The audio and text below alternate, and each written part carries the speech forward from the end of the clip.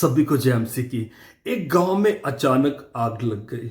लोग इधर उधर भाग रहे थे अपने बच्चों को बचाने के लिए, अपने गांव को बचाने के लिए। दे वर डूइंग समथिंग। और इसी बीच एक छोटी सी चिड़िया एक पेड़ पर बैठी हुई थी और ये सारे दृश्य को वो देख रही थी। तभी उसके माइंड में आया, क्यों ना मैं भी थोड़ी सी इनकी हेल्प कर दूं, क्योंकि हर तरफ आग थी।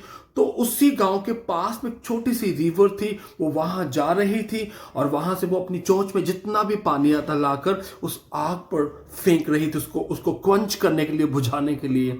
अब वो बहुत बार उस रिवर की ओर गई, पानी लेकर आई, उसने वहां आग के ऊपर फेंक दिया उसको क्वंच करने के लिए। अब ये सारे सीन को उसी पेड़ के पास एक और पेड़ था, एक कौवा, एक क्रो देख रहा था कि ये चिड़िया क्या कर रही है। एक छोटी सी चिड़िया कैसे इतने बड़े गांवों को, जहां इतनी आग लगी हुई है, कैसे इतने से पानी से बुझाएगी। वो चिड़िया का मजाक उड़ाने लगा।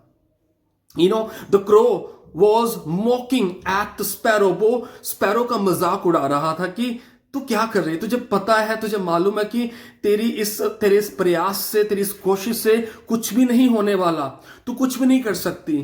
तो चिड़िया ने मुस्कुराते उसको कहा, मुझे मालूम है सर, मुझे मालूम है श्रीमान जी, मुझे मालूम है कि इससे कुछ नहीं होगा, लेकिन जब इस घटना का जिक्र किया जाएगा, तो आप मेरी बात को ध्यान से सुनना, जब इस घटना का जिक्र किया जाएगा तो लोग ये कहेंगे एक छोटी सी चिड़िया कम से कम प्रयास तो कर रही थी और एक बड़ा सा कौवा सिर्फ मजाक उड़ा रहा था।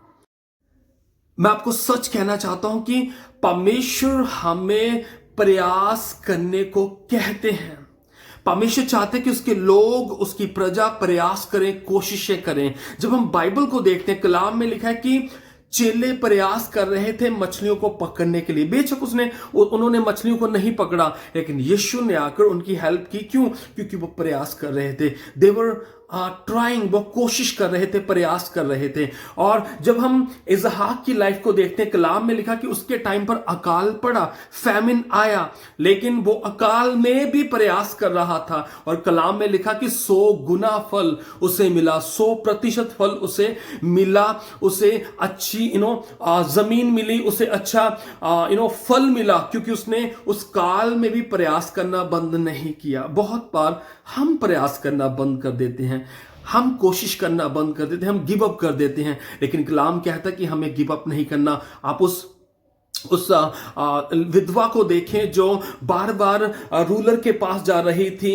लीडर के पास जा रही थी कि मेरा न्याय कर, जस्टिस दो, जस्टिस दो। वो हर बार उसका मजाक उड़ाता था, हर बार उसको ऐसे ही भेज देता था। लेकिन जैसे उसने अपने प्रयास को जारी रखा, एक दिन बेशक वो रूलर अच्छा नहीं था, वो लीडर अच्छा नहीं था, लेकिन उसने देखा ये मुझे बार बार आकर परेशान करती है। कलाम में लिखा एक दिन उसने उसका न्याय किया, उसने उसकी बात को माना।